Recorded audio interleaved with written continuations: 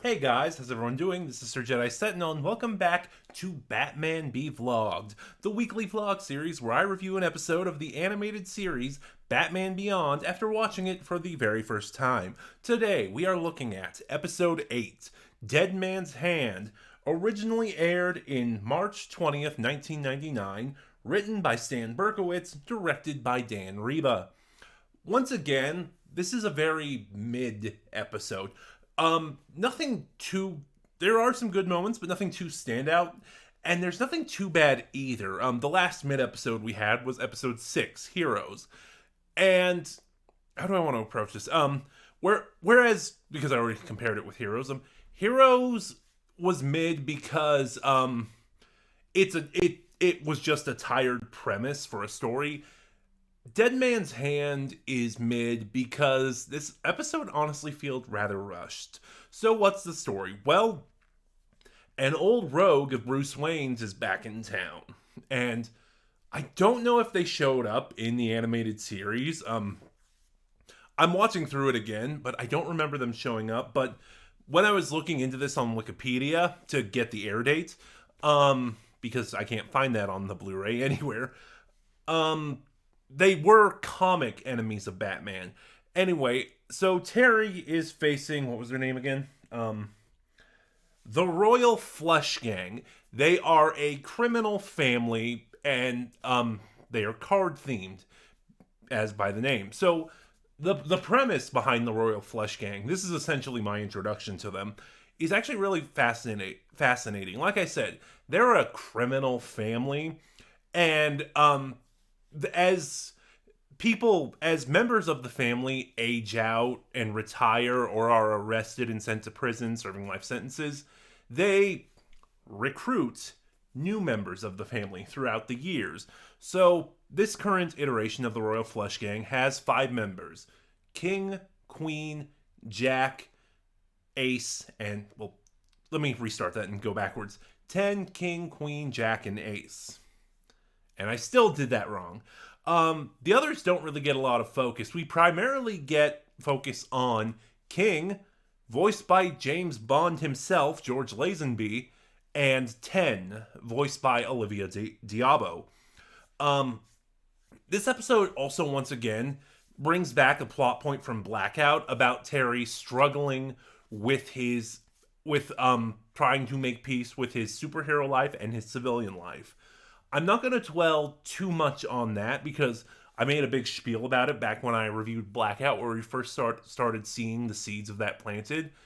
I will just say that, I'm going to reiterate what I said in my review of Blackout, that while the whole trying to juggle his personal and professional lives is something very tired and honestly kind of overdone in superhero media, it is a story that, in the right hands, can work really well.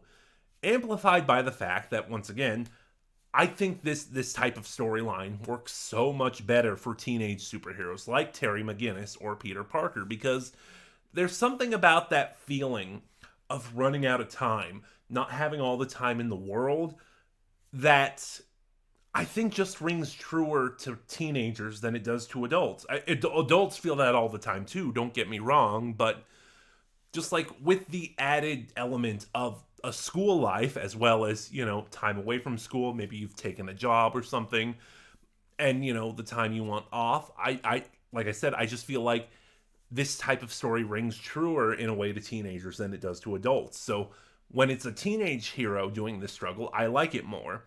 And in this particular episode, it leads to Terry, at least for the moment, breaking up with Dana, his girlfriend throughout the series up to this point, voiced by Lauren Tom, who I best know for, at least, as the voice of Amy Wong in Futurama.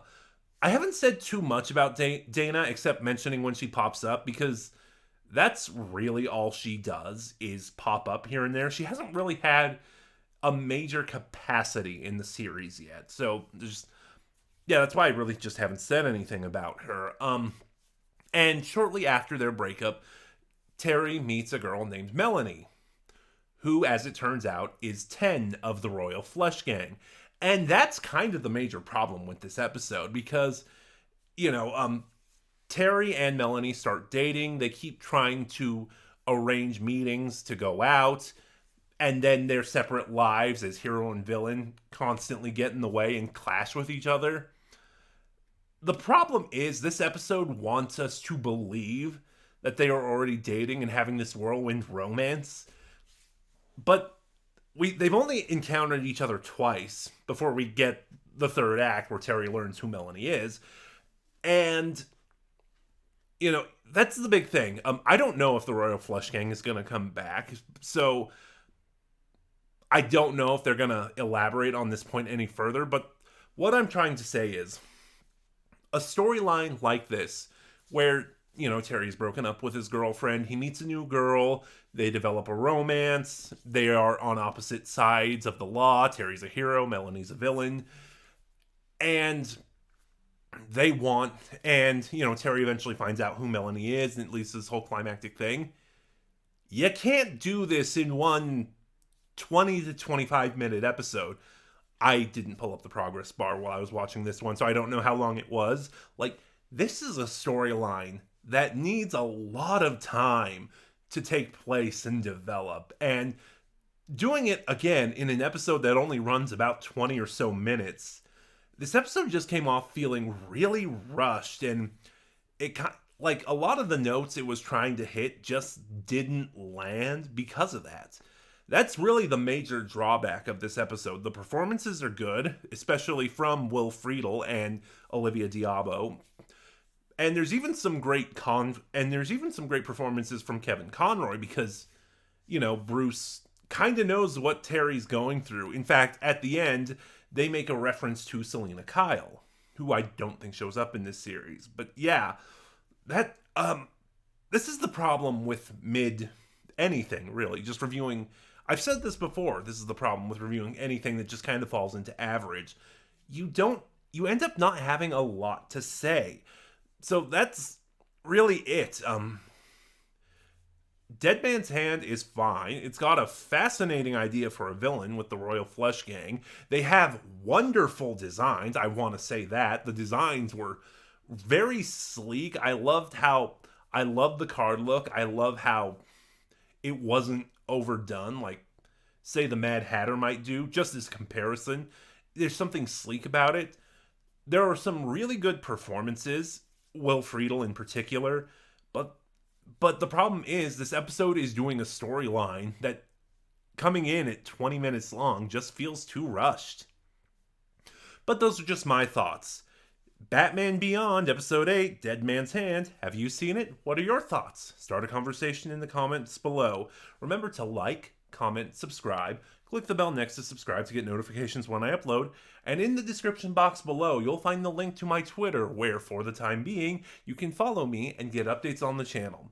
This is Sir Jedi Sentinel, and I'll see you guys next week for Episode 9.